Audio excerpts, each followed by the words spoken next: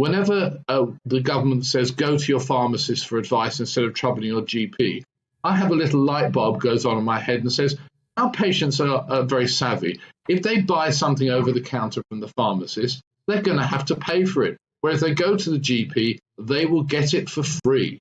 And that is actually working against the efficient use of the health service. When I was an NHS GP, people would come in and ask for prescriptions for paracetamol, cotton wool, and other items that really could have been bought over the counter. Yeah, but, so I would like to look at the entire system again.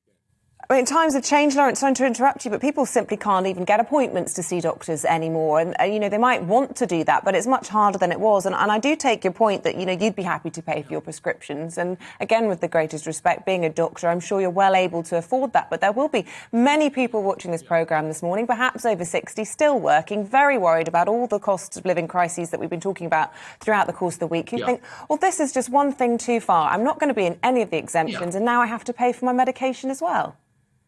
Yeah, I agree, Isabel. I think £9.35 per item is a lot, but that's because fewer than 10% of patients are paying it. I would actually recommend bringing the prescription charge right down, but removing most of the exemptions. Bear in mind, all children, all people over 60, anyone on benefits, and a number of medical conditions. Now, I work with a diabetes charity. I don't want my diabetes patients to pay for their insulin, but for example, if you've got an underactive thyroid, that falls into the same category as diabetes, so you get free prescriptions for the rest of your life.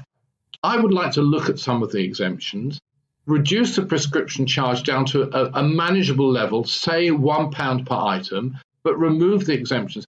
Look, we're at a time, you said, Isabel, people can't get into their GP. We've got to look at how the health service works. People have talked about introducing charges at some point, rather than get people to pay at the GP, who are not set up to take money. They're not commercial organisations. The pharmacies are. They're set up to take money from patients and to remit that money to the NHS. So wouldn't it be better to have a user fee at the pharmacy level, so more people are paying a very modest amount for prescriptions, and we do away with all this fraud? That's something I've been floating for many years, and everyone has always ignored it. £9.35 is a lot of money per item. I agree with you.